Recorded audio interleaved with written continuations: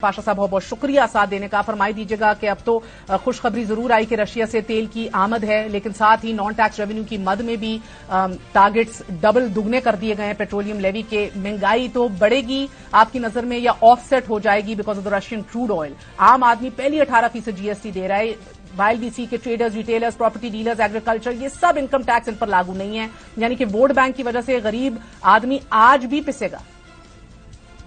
बिस्मिल्लाहिर्रहमानिर्रहीम। आपने बहुत मुनासिब सवाल किए हैं। पहले मैं पेट्रोलियम लेवी के बारे में कुछ कह दूं कि अब बस हमें इस बात की उम्मीद है अल्लाह के फजल से कि जो रशियन ऑयल पहुंचा है हमारे कराची पोर्ट में, और उसकी कीमत तो यकीनन 25-30% कम है मार्केट से, तो हो सकता है कि जो लैंडेड प्राइस हो पेट्रोल की वो कुछ कम हो जाए, तो गुंजाइश पैदा हो जाएगी कि पेट्रोलियम लेवी को, हमारा अंदाजा ये है कि 50 से 75 रुपए तक ले जाना ही पड़ेगा, इसलिए कि वाकई आपने ठीक कहा कि टारगेट जो है वो तकरीबन 2 गुना है।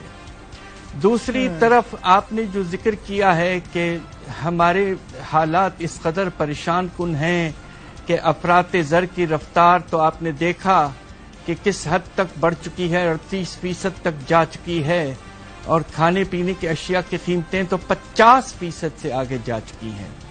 हमें इस बात का अफसोस इस बात का है कि बजट में हम सबका ये ख्याल था कि अल्लाह के फजल से बेनज़ीर इनकम सपोर्ट प्रोग्राम, जो एक अच्छा प्रोग्राम और टारगेटिंग अच्छी करता है एक्सक्यूज मी, 50 अरब मुख्तस किया गया है, उस प्रोग्राम का जो बजट है उसको नुमाया तौर पर बढ़ाया जाएगा ताकि ज्यादा लोग कवर हों, और जो फी का हम देते हैं क्वार्टरली जो ट्रांसफर, उसमें नुमाया तौर पर इजाफा हो।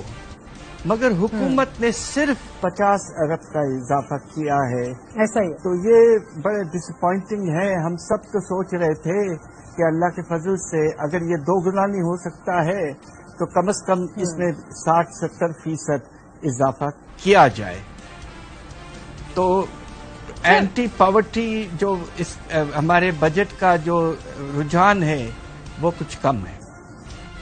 सर अब गवर्नमेंट एम्प्लॉयज को आई थिंक ज्यादा खुली इधर दी गई है, पेपर पे ही सही, मगर ज्यादा अच्छी खुशखबरी दी गई है compare to the common man. लेकिन अब हर पाकिस्तानी बाहर से $1 लाख कैश में भी ला सकता है, no questions asked. Is this not an amnesty scheme? FATF और आईएमएफ इस पे किस तरह रिएक्ट करेंगे? जी, आपने बिल्कुल ठीक सवाल किया है। बात दरअसल ये है कि ये जो इससे जैसे कहते हैं कि राउंड अबाउट मूवमेंट भी हो सकता है कि पाकिस्तान से पैसा जाए और फिर वापस आए और वो ब्लैक मनी वाइट हो जाए। हम सब ये समझते हैं कि ये बिल्कुल नामुनासिब है। आपने आईएमएफ के साथ जो एग्रीमेंट किया हुआ है उसमें आपने एक्सप्लिसिटली ये कहा है कि नो फ्यूचर टैक्स एमनेस्टी।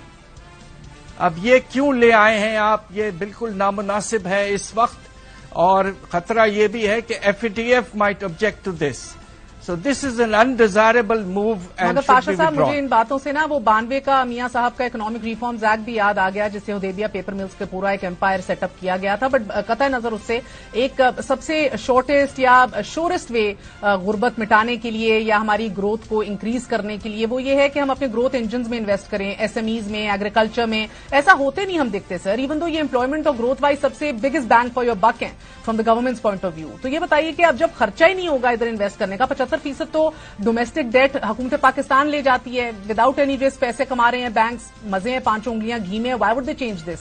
तो ये रोकने के लिए हमें अपनी स्टेट ओन्ड एंटरप्राइजेस की ब्लीडिंग भी रोकनी है, अपने अखराजात भी कम करने हैं, वगरना तो फिर हम लोग अखराजात कम नहीं करेंगे तो इसी तरह डोमेस्टिक डेट उठाते रहेंगे। क्या आप इससे इत्तेफाक करते हैं कि छुटकारा पाना जरूरी है? अदरवाइज तो ये सारे सेक्टर्स फॉर एवर इग्नोर्ड रहेंगे। शॉर्टकट है, मजे हैं हुकूमत के भी, बैंक्स के भी। जी, आपने बहुत अहम इश्यूज रेज किए हैं। देखिए, एक आपको मैं एग्जांपल दे दूं।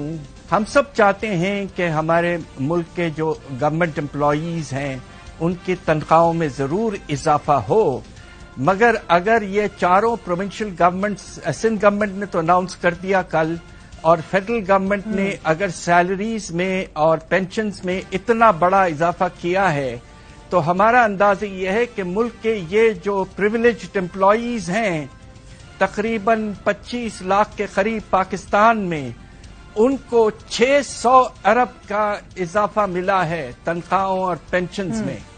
اور دوسری طرف آپ نے جو انٹرونشنز پرپوز کیے ہیں، یقیناً آپ نے ذکر کیا ہے ایگریکلچر کا، مگر اصل طریقہ ایگریکلچر کو سپورٹ کرنے کا یہ ہے کہ ان کی جو آؤٹ پٹ کی قیمتیں ہوتی ہیں وہ ان پٹ پرائسز سے بہتر ہونا چاہیے. ہمارے یہاں فرٹیلائزر کی قیمت آسمان تک پہنچ گئی ہے، اور انہوں نے ذکر کیا ہندوستان کا. ہندوستان میں فرٹیلائزر کی قیمت ڈالرز میں پاکستان سے صرف 60% ہے. تو we have to provide better subsidies and support to our particularly small farmers. البتہ کریڈٹ میں اضافہ ضرور ہے، مگر اب یہ دیکھنا ہے کہ آنے والے سالوں میں اور مہینوں میں کتنا اضافہ ہوتا ہے فرٹیلائزر کنزمپشن کا، جو اس سال کافی کم ہو چکا ہے. دوسری طرف آپ نے بالکل مناسب بات کی ایس ایم ایز کی. ہمارے ملک میں 30 لاکھ کم از کم ایس ایم ایز ہیں، اور افسوس سے کہنا پڑتا ہے کہ ٹوٹل کریڈٹ جو بینکنگ نظام دیتا ہے اس کا صرف 6% کریڈٹ ہمارے سب سے اچھے اور کمیٹڈ چھوٹے انٹرپرینورز اور ہائیلی اسکلڈ ورکرز کو ہم نے کبھی سپورٹ نہیں کیا سلیقے سے. آپ کو حیرت ہوگی آج بھی ساؤتھ کوریا جس کے ایکسپورٹس ہم سے بے پناہ زیادہ ہیں، ابھی بھی وہاں سے 40% ایکسپورٹس ایس ایم ایز کرتے ہیں، اور 60s میں ساؤتھ کوریا آ کر ہم سے سبق سیکھ کے گیا تھا. تو S M Es are vital for improving productivity and exports. تو اس لیے بھی ابھی تک ہمیں وہ رجحان، وہ پرائرٹی ایس ایم ایز کی طرف نہیں نظر آئی ہے. تھوڑی سی ہم نے بہتری دیکھی ایگریکلچر کی طرف، but we need to do lot more. Crowding out effect ہے نا سر، کب باری آئے گی ان کی جب کیپٹل بچے گا ہی نہیں؟